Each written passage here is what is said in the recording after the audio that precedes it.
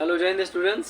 आज के इस कक्षा में हम लोग जो क्लास 10th बिहार बोर्ड के एग्जाम 2024 में देने जा रहे हैं आप लोग, उसमें जो सवाल इम्पोर्टेंट है वैसे सवाल को करने जा रहे हैं। आप लोग अगर इस क्लास को अच्छे ढंग से करते हैं तो समझ लीजिए आज आपका 2 मार्क्स कन्फर्म होने वाला है।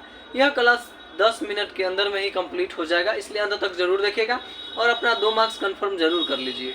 ठीक है, ऐसा क्लास हर दिन हमारे चैनल पर अपलोड होता है। पहली बार विजिट किए हैं तो जरूर सब्सक्राइब कीजिएगा और वीडियो को अंत तक जरूर देखिएगा। उसके बाद नहीं समझ में आया ना फिर बोलिएगा, ठीक है। चलिए क्लास करते हैं आज का स्टार्ट। बोला है द्विघात सूत्र का प्रयोग करके समीकरण जो दिया गया है x² - 3x - 10 का हल निकाले। ठीक है, तो हल निकालेंगे हमको इसके अनुसार। फॉर्मूला होता है विभक्तर, जिसको हम लोग डी भी बोलते हैं। विभक्तर जिसको डी भी बोलते हैं, बराबर फॉर्मूला होता है b² - 4ac। क्या होता है? b² - 4ac। बनेगा कैसे, ध्यान से देखिएगा। आगे जो दिया गया है ये संख्या, इसको हमको a, b और c के फॉर्मेट में मान लेना है। तो यहाँ पर लिखेंगे a का जो वैल्यू है, x के आगे का संख्या लिखेंगे। तो x के आगे कुछ नहीं तो क्या है, 1 है, तो 1 लिखेंगे। ठीक है, अगला जिसको b माने हैं, तो b के आगे का, x के आगे का संख्या क्या है, -3 है, तो -3। c क्या है, c तो इसमें तो x कुछ लगा हुआ नहीं, डायरेक्ट 10 है, तो c बराबर -10, तो -10 लिख दिए। ठीक है, अब यहाँ पर इस फार्मूला पर बैठा देना है। बोला है b का स्क्वायर, यहाँ पर बराबर 0 दिया गया है, तो बराबर 0 किसी चीज के आगे लगा दिया जाता है तो समीकरण हो जाता है। नहीं रहता है तो द्विघात वाला बहुपद कहलाता है। बराबर लगा करके 0 लिख दिया गया तो समीकरण, तभी नहीं बोला था द्विघात समीकरण। ठीक है, इसलिए लिख दिया है 0 का बराबर के बाद वैल्यू खत्म, कहानी खत्म उसका। ठीक है, इतना मान लेना है। a b c हमेशा x के आगे वाला संख्या को मानना पड़ता है। अब यहाँ पर b² बोला था, यानी b क्या था, -3, तो -3 का स्क्वायर माइनस 4 है तो 4 गुना 4 और 1 के बीच में गुना का संबंध, a क्या था, 1 था, तो 1 गुना c क्या है, -10, तो -10। ठीक है, अब देखिए -3 का स्क्वायर, तो कोई भी चीज जब पावर में अगर सम संख्या रहे ना, तो अगर उसका स्क्वायर करते हैं तो प्लस में हो जाएगा। क्यों? क्योंकि -3 का स्क्वायर का मतलब -3 गुना 3, माइनस क्या हो जाता है, प्लस, 3 3 के 9, यानी कि प्लस में 9 इसका आंसर हो जाएगा। तो प्लस तो किसी चीज के आगे छुपा रहता है, नहीं लिखते हैं। अब माइनस क्या हो जाएगा, प्लस हो जाएगा। 4 1 4 और 4 दाही के 40, 40 और 9 क्या हो जाएगा, आप ही बताइए। 9 और प्लस 40 क्या हो जाएगा, तो 49 हो जाएगा।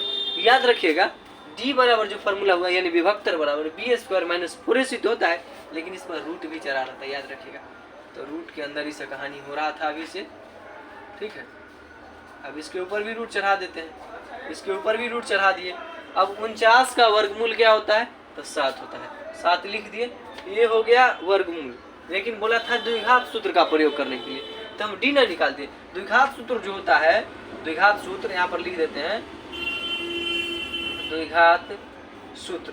तो द्विघात सूत्र जो होता है, फॉर्मूला होता है द्विघात सूत्र बराबर -b प्लस √d बट्टा में होता है 2a होता है। ठीक है, तो माइनस है तो माइनस, और b का मान अभी हम लोग निकाले थे -3, तो माइनस ही या माइनस u, तो प्लस में 3 हो जाएगा। अब प्लस में 3 हो गया, उसका प्लस माइनस, और d का मान अभी क्या निकाले थे, तो 7 निकाले थे, तो 7 रख दिए। √d का मान निकाले थे ना, d का ही वैल्यू, d बराबर ना फॉर्मूला होता है b² - 4ac, और इसका ही वर्गमूल ना 7 आया था, तो 7 रख दिए √d के जगह पर। अब बट्टा में 2a था, तो 2 का 2 हो गया, और a का मान क्या हो जाएगा, a यहाँ पर 1 है, तो 2 गुना 1 बराबर +3 प्लस -7, बट्टा में 2 का 2 हो जाएगा। ठीक है, अब यहाँ से ना 2 गो केस बनेगा। यहाँ पर प्लस माइनस जो था, एक बार प्लस में 7 ले लेंगे, एक बार माइनस में ले लेंगे, और उसके बाद बना देंगे, आंसर आ जाएगा। ठीक है, तो +3 था तो 3, और +7 और बट्टा में 2, यानी बराबर में क्या हो जाएगा, 7 और 3 10, और बट्टा में 2 काट देंगे तो क्या हो जाएगा, 5। और इधर देख लीजिए, यहाँ पर अभी प्लस में 7 लिए थे, अब क्या करते हैं, माइनस में 7 ले लेते हैं, बट्टा में 2 हो गया। अब 4 में से 7, 3 में से 7 घटाएंगे तो माइनस में 4 और बट्टे में 2, 2 दूनी के 4, यहाँ पर माइनस में 2 हो जाएगा आंसर। समझ में आया? तो यहाँ पर जो 5 और -2 जो निकला, यही क्या हो गया, द्विघात सूत्र का प्रयोग करके इस समीकरण का हल हो गया। अगर कभी कभी बोल क्या देता है, समीकरण आपको दे दिया, अब बोल देगा इसका ना आपको मूल ज्ञात करना है। क्या ज्ञात करना है, मूल ज्ञात करना है। तो यहाँ पर लिख देते आप मूल बराबर जो निकला यहाँ पर 5 -2 निकला था, यही हो जाएगा आपका क्या मूल भी।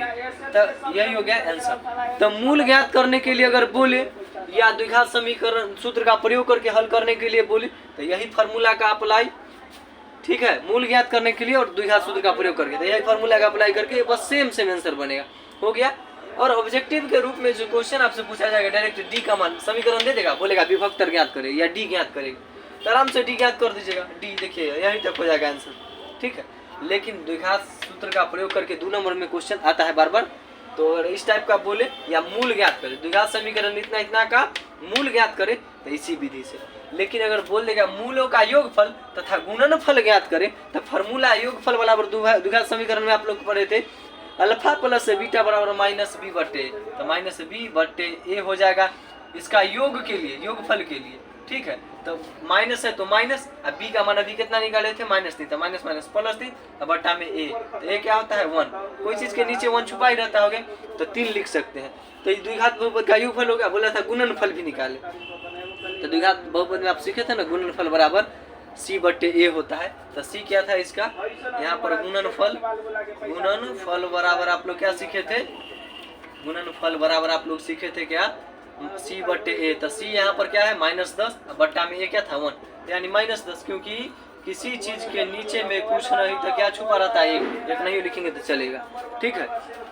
द्विघात बहुपद का अगर द्विघात समीकरण सूत्र प्रयोग करके तो इसे मूल ज्ञात करने के लिए तो इसी ढंग से सेम प्रोसेस, ठीक है, एग्जाम में आता है बस यही क्वेश्चन। लेकिन मूल ज्ञात करने वाला भी और गुणनफल ज्ञात करने वाला भी बोल दिया था, मूल का योगफल और गुणनफल, ये भी क्वेश्चन 2 मार्क्स में पूछ ले, तो इसको भी मत भूलिएगा। फार्मूला होता है -b बटे और c बटे a, b और c बटे में लिख देना है, बस 2 मार्क्स आराम से आप कंफर्म कर सकते हैं। मिलते हैं नेक्स्ट क्लास में, आई होप आप लोग को समझ में आया होगा। इस कॉन्सेप्ट को मत भूलिएगा, ये सब भूला जाइएगा तो चलेगा, इसी कॉन्सेप्ट पर आपका सवाल आने वाला है। मिलते हैं नेक्स्ट क्लास में, जय हिंद।